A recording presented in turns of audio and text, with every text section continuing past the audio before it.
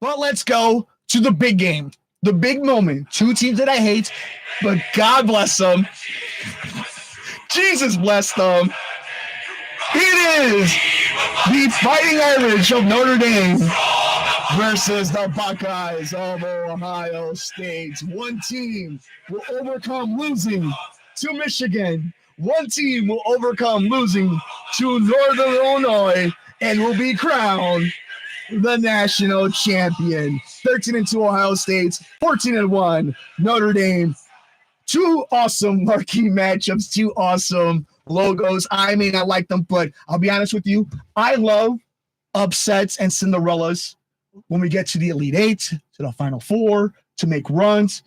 But when we get to the championship game, I want to see the best play. I want to see the best teams, the best institutes, the best organizations go head to head. And we get a chance to see that. And we get a chance to talk about it here on the Sports Cubicle. I'm your host, Mike Mercado. It's Paul Chivari. It's the marvelous one, Dan Marver. Devin Tingle is on the board. Michigan beats Ohio State. Ryan Day is called. His head is called for. They're ready to move on from him. Marcus Freeman loses to Northern Illinois, gets a lesson from the Northern Illinois coach and how they beat him, and has this Irish team looking like a nation favorite. Like, we've gotten to the point where Notre Dame, who's usually a hated team, is kind of the beloved team right now. That's the team everybody's rooting for. I think it's a team that has a lot of stars, but doesn't have the marquee star that we see in a lot of this different matchups.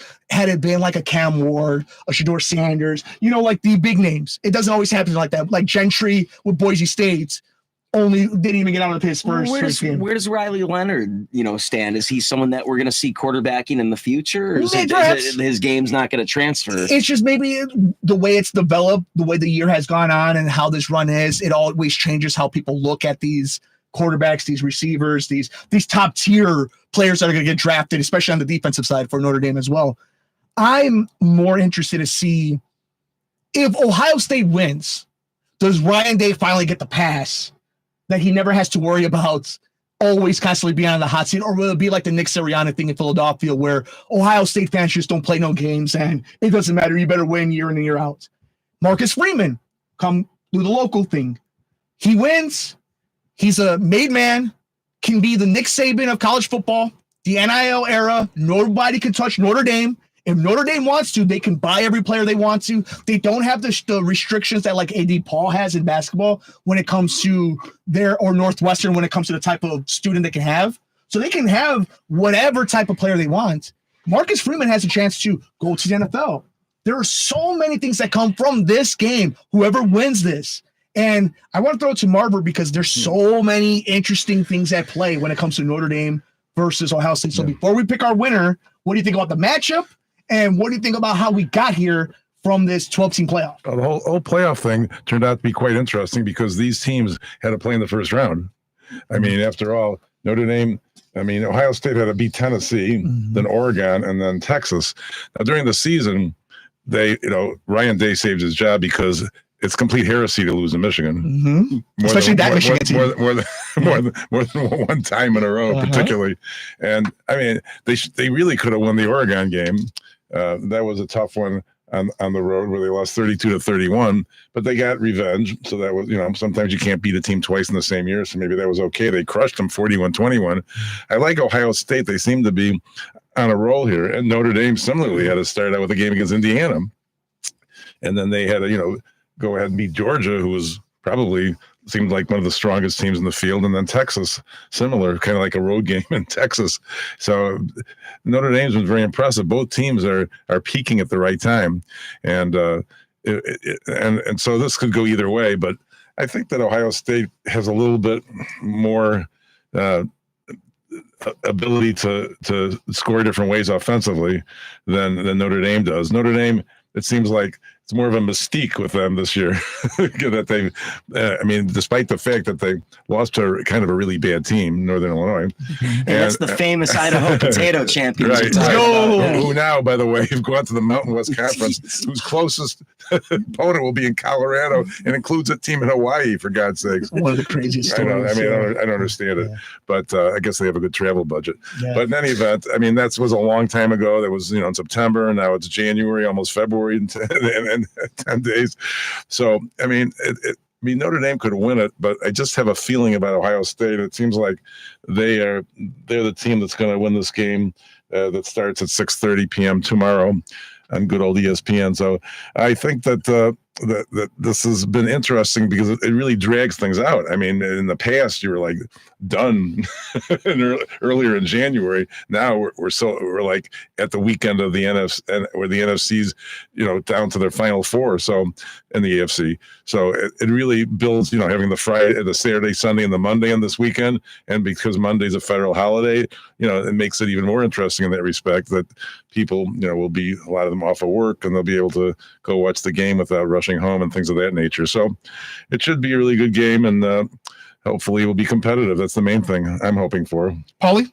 I think it's going to be Ohio State in this one. I think they have a better defense. Defense wins championships. It's the hurting that they put on Oregon in the Rose Bowl a few weeks ago, I think was eye-opening to show just one, how powerful the Big Ten truly is with its elite teams, but just also the steamrolling that Ohio State had to do to get to this point. Not that Notre Dame didn't. Indiana, Penn State, Georgia, those are all great teams, but this might be the toughest opponent that they've faced in a while. But let's not forget that about a year ago, they faced each other in South Bend, and it was an exciting finish where Ohio State at the end got a touchdown to win the game.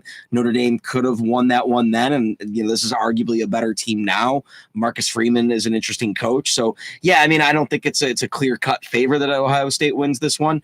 Obviously, I'm rooting for Notre Dame for my family. My dad's a big Notre Dame fan. I don't care one way or the other. I don't really like Ohio State, largely because I just root for Illinois, and it's just tough to root for Ohio State or Michigan or those types of teams. So, yeah, my heart's with Notre Dame, but I think my head just says that Ohio State's the better team. And I'm curious, too, with, like Marver was saying, this is kind of a longer wait for a champion. It's going to be interesting this year. It's going to be hard to judge it because it falls on a federal holiday, falls on Inauguration Day, falls on a day that there's going to be basketball, so they're competing with kind of that. Although it seems like there's less MLK games than normal, and a lot of them are earlier on. Yeah, earlier on in the but that's a factor as well. But so far, I've liked how the playoff has worked.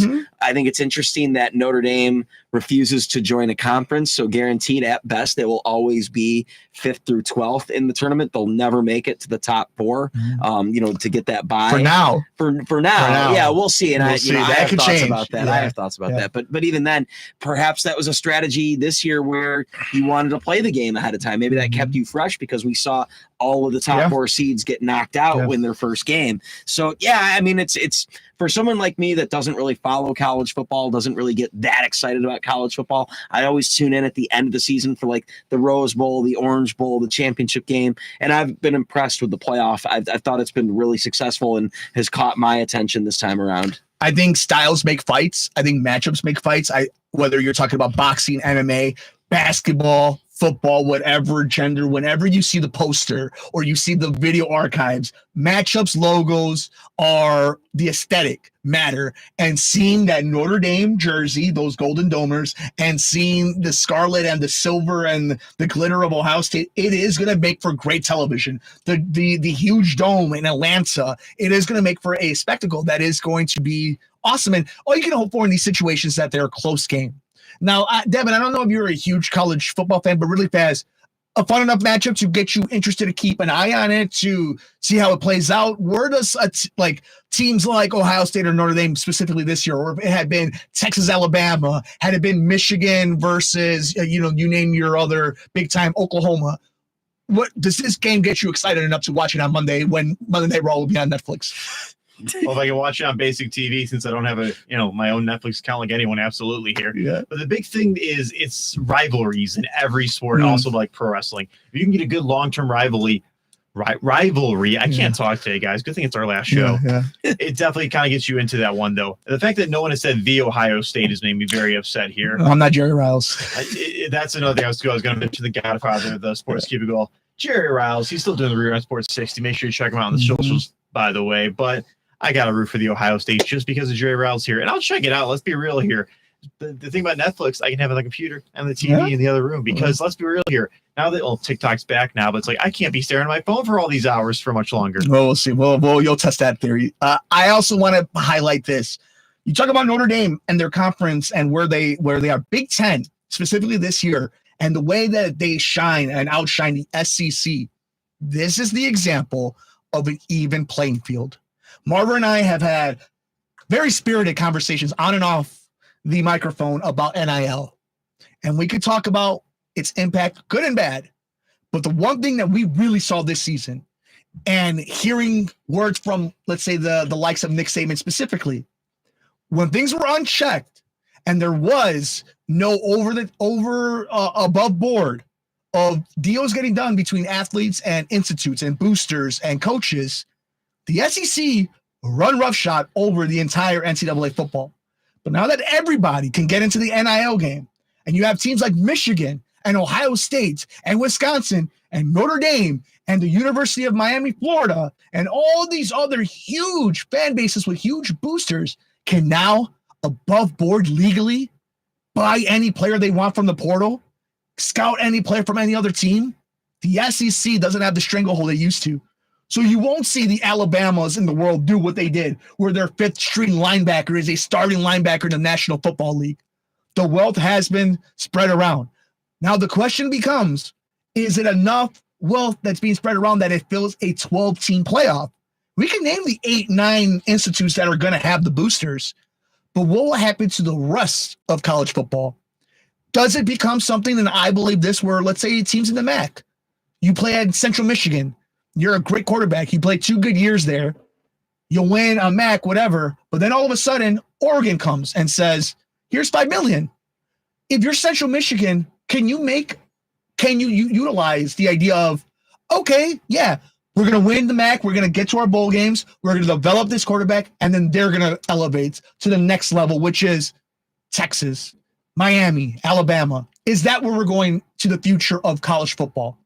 Where it is a feeder system within a feeder system within a feeder system. And we're going to see guys like the Texas quarterback, Ewers, Quinn Ewers, talking about coming back. I think what does that mean for Arch Manning? Right. And going to the transfer portal. How much money is he going to make? I believe didn't the Georgia quarterback just sign with Miami? This is where we're at right now, where they are pro players, and if they're going to make more money and you can avoid playing for the Jets, but you can go play for the Bulldogs, why not do it? But my question is, now that we're here, how much has it exposed what the SEC used to be? And what will the smaller conferences, if they do exist, will they accept their part of? We can win our conference, we can make some money, but we understand we are a stopping ground for the next level. Marver, we have a few minutes left. Your thoughts on my what I was thinking? I mean, the MAC and others, I mean, there are enough good players to go around. There are players that aren't considered good enough for the schools in the SEC and the Big Ten, and if you do real well at a Central Michigan, then you have your opportunity to move up, and that's just the way it is right now. I mean, I'm just amazed. I mean, some of these kids have been at 5 or 6 schools. Yeah. I mean, do they even go to class? I hate to bring that up, but do their credits transfer? The thing that's amazing about Notre Dame is, they've stood their ground about not being in a conference, and they do have a few games against the ACC, but that doesn't mean much, So they didn't have to share their revenue. They got $4 million for qualifying for the CFP. They got $4 million for reaching the quarterfinals, 6 more for the semifinals, and $6 million for the final, and that's $20 million. Not to mention their deal with NBC. So I mean, and they don't have to share this money. I mean, does that help them with their NIL, or is that a different pocket? I don't know. Marver, this is why it's such an interesting conversation that you bring up, and it's always the pushback of people saying Notre Dame needs to do X, Y, or Z. They're not going to be forced to. They're not going to, and we're just seeing if they win a national championship now. Imagine the amount of money they're going to be printing. Think about the alums that live in this city alone in Chicago, what it will mean for Notre Dame to win that championship come Monday night. Yeah. And I think all is fair in love and war. And as long as now everything is above ground, we're all just being real about it, then these are the same teams that are always winning anyway. The difference is now is we know how much they're paying the players themselves. So now that we only have a few minutes left, let's put the feet to the fire, because in a few weeks we'll be making Super Bowl predictions. God, that sounds good to say. But right now we need to make national championship predictions between the Ohio State Buckeyes versus the Notre Dame Fighting Irish. No, in all seriousness, the Ohio State Buckeyes, the Notre Dame Fighting Irish. The winner is the college football champion. Paulie, who wins? What's the score? Ohio State 35-15. Marvelous. Who wins between the Buckeyes and the Irish? Ohio State also 24-17.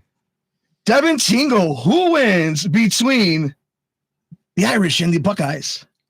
I was going to say the Ohio State, but 24-21. Currently, right now, it is plus 300 Irish, minus 380 for Ohio State. They have a minus 8.5 for a spread, and the over-under is 45.5. I know I gave a lopsided score, but that plus 8.5 looks pretty good. And that's why these numbers are interesting. These are what the Sharks think. We've seen both teams go through the playoffs. We've seen them impressive wins. We've seen them go against legacy teams. I will be going with Ohio State 34, Notre Dame 31.